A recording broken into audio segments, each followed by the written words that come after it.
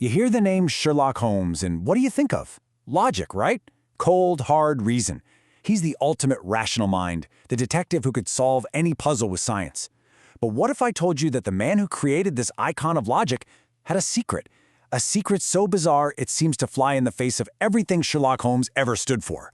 Well, today we're opening the case file on Sir Arthur Conan Doyle himself. This is the real mystery, isn't it? How could the man who gave us the ultimate skeptic spend a fortune and his entire reputation trying to prove that ghosts and fairies were real? It's a paradox that's honestly more fascinating than any case Holmes ever took on. Okay, so to really get to the bottom of this, we have to start with the creation. You see, Sherlock Holmes wasn't just some character Doyle dreamed up out of thin air. He was very much a product of the real world. I mean, think about it. Victorian London was this chaotic, foggy, gaslit world. There was so much change, so much crime, and a lot of anxiety. Holmes was a new kind of hero for that age. He was this figure who promised that any mystery, no matter how scary, could be unraveled with a sharp mind and a magnifying glass. And this right here, this is his whole philosophy in a nutshell. It's a direct attack on superstition, on guesswork.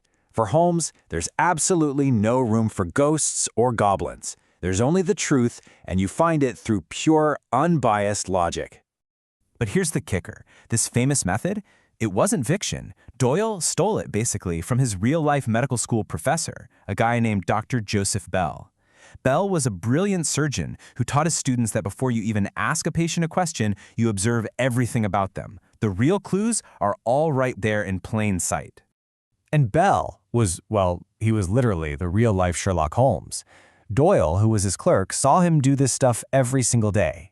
He watched Bell look at a man and say, "Ah, a soldier, just back from Afghanistan," just by the way he carried himself and his tan. Sound familiar? It should. It's almost word for word how Holmes sizes up Dr. Watson when they first meet. Doyle also pulled his stories right from the grim headlines of the day. The whole world was watching the police fail to catch Jack the Ripper. This created a massive public hunger for a detective who could win.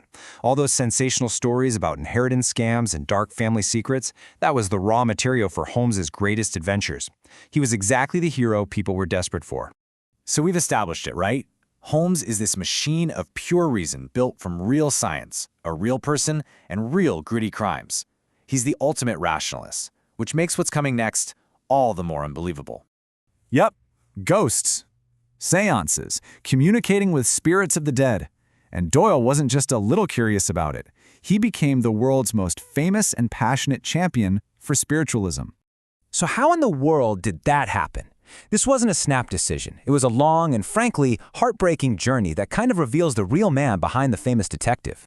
You know, Doyle started out as a devout Catholic, but then he went to medical school, and all that science training, it chipped away at his faith until he became an agnostic.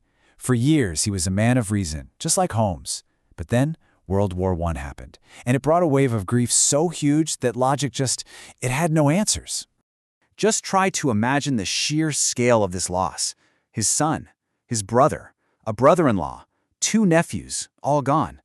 Science could explain how they died, the wounds, the illnesses, but it couldn't answer the one question that was haunting him: where did they go? And in that profound grief, spiritualism offered something logic never could, the promise that he could speak to them one more time. And his belief wasn't a quiet, private thing. Oh no. Doyle went all in, and it led to some of the most bizarre and public moments of his entire life. This is the one that really made the world scratch its head.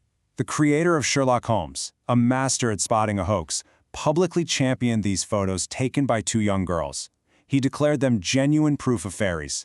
Years later, of course, the girls admitted they were just paper cutouts. It was a stunning choice of faith over evidence.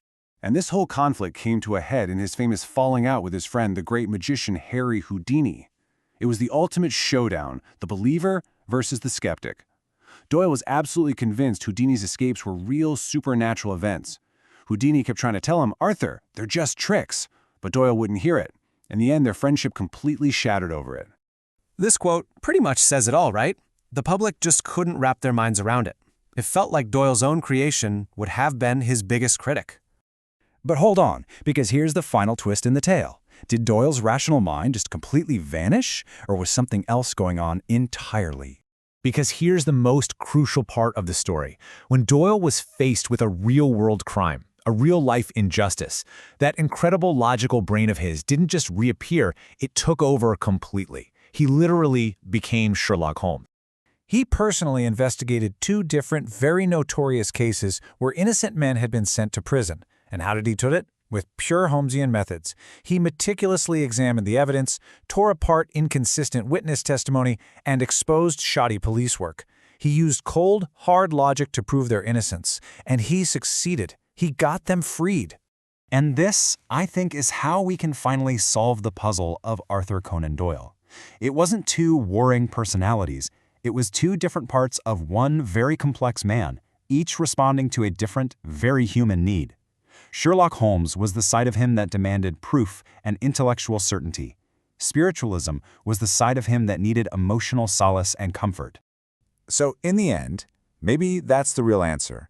Maybe one man can hold both the world's greatest detective and its most famous believer. Because maybe, at different times in our life, we all need both evidence and hope. It's a puzzle that I think even Mr. Holmes himself would have to sit back and appreciate.